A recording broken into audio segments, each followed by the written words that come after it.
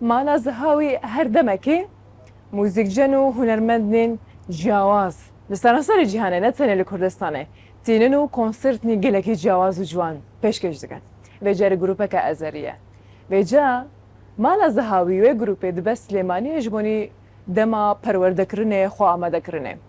lê ew grûp derfetê dibînin û xwarina Kurdî ya Silêmaniyê tecrübe dikin vê ca hûn dizanin hewce nake ji ez behsa xwarinên xweş yên Silêmaniyê bikin vê ca helbet dema ku mirov li ezeriya temaşe dike cilûbergên wan li kultûra wan ne dûriya me ye nêzîkbûnekê mirov dibîne di aliyê dîlanê de di aliyê ciwaniya cilûberga ve vê ca di nava vê fîçera me de ev grûpehan dema ku li qeleya Hewlêr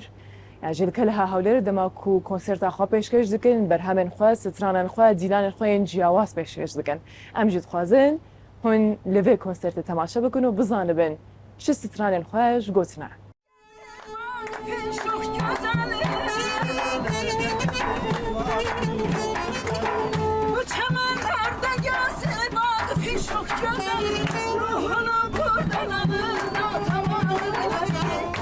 سەدان کیلۆمەتریان بڕیوە و هاتوونەتە کوردستان. ئەمانە گروپێکی هونەری ئازەربایجانن لە باکۆوە بۆ مێرگەپانی شاری سلێمانی.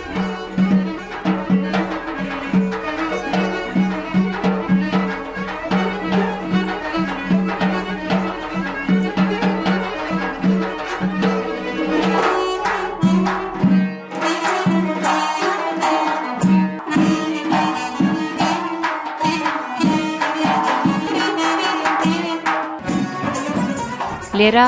ئاوازەکانیان ڕێک دەخەن، خۆیان ئامادە دەکەن و پرۆڤە بۆ شەوە ئاهەنگێک دەکەن.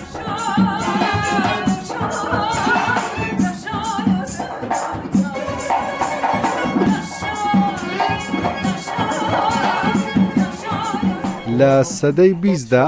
هونەرمەندی گەورە حاجی بابا پلان و پرۆگرامێکی باشی دانا و توانی بۆ یەکەم جار کۆلێژی هونەرە جوانەکان بکاتەوە و زۆربەی هونەرمەندە گەورەکانی ئازەربایجان پێبگەێنێت. ئێستا قوتابیەکانیش بە هەمان ڕێچکە دەڕۆن و فێر دەبن. سەرەتا لە قوتابخانەکانیان ئامادە دەکرێن، دواتر دەچنە هونەرە جوانەکان و زیاتر پەرەیان پێدەدرێت.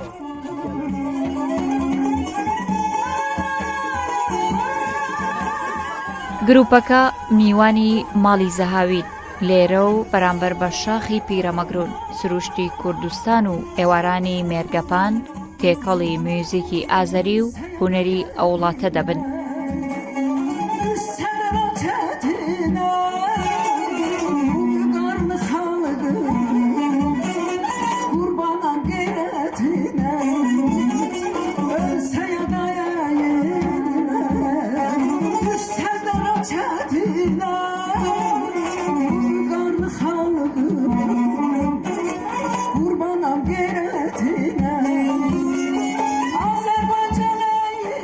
مەدەنیەتمزین kökləri çox qədim. موزیکی ئازەری لە کۆنەوە لە باو باپیرانمانەوە بۆمان ماوەتەوە.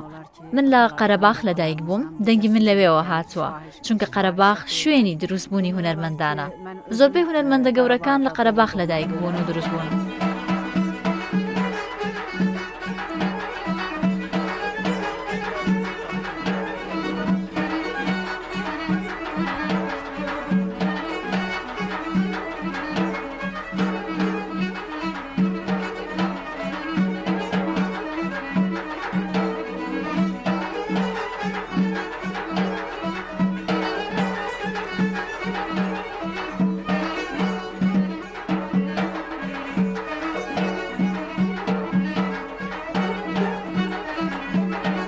ژەنینی ئاوازەکان پرۆڤەی میوزیکژەنان و سەمای ئازەری لەم سروشتەدا گروپەکە تێر ناکات، بەڵکو تامکردنی خواردنی جۆرا و جۆری کوردەواری وزەیەکی دیکە بە کەشە هونەریەکە دەدات.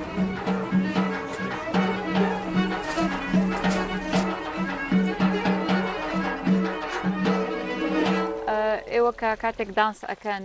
فێری ئەو جۆرە دانسابوون نەبوون، جۆرەکانی دانسکردن هەروە فێربوون یاخود قوتابخانەیەکە بۆ فێربوونی دانسەکانتان؟ بێگومان بۆ سەماکارەکانی ئازەربایجان دەبێت قوتابخانە هەبێت لە تەمەنێکی بچووکەوە لە قوتابخانەکان وەردەگیرن جا چ کچپێت یا خودکوڕ هیچ جیاوازێکی نییە کچەکان کە وەردەگیرێن تەمەنیان 4 ساڵە و کوڕەکانش بە 5 ساڵی وەردەگیرێن کاتێک کە منداڵەکان وەردەگیرێن سەرەتا سەمای کلاسیکیان فێر دەکەن دواتر کۆناخەکانی دیکە دەبڕن لە ئازەربایجان ئەکادیمیامان هەیە قوتابیەکان لەوێ دەچنە تاقیکردنەوە دواتر ئەگەر نمرەیەکی باشیان هەبوو وەردەگیرێن و دەست بە خوێندن دەکەن بۆ نمونە من زانکۆی هونەرە جوانەکانم تەواو کردووە بەشی سەماکردن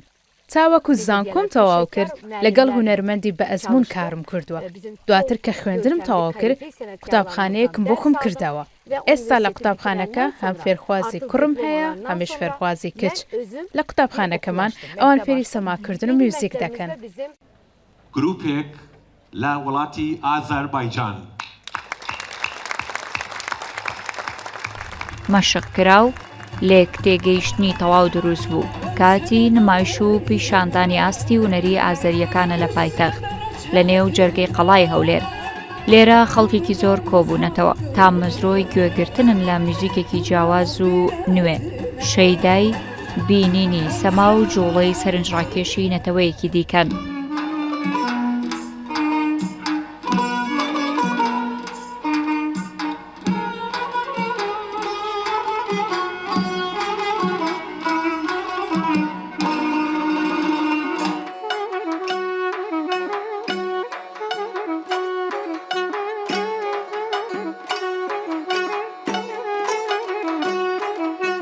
هونەر و میوزیکی ئازەری بەو پێیکە لە کللتوری کوردیەوە نزیکن بۆ ئامادەبووان ئەوەندەش نامۆنین تەنانەت ئەو جلوبەرگ و کەرەستانەی بەکاریشیان دێرن لە کللتور و فەرەنگی کوردیەوە نزیکن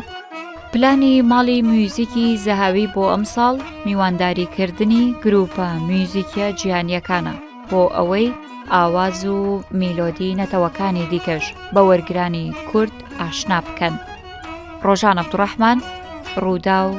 هەولێر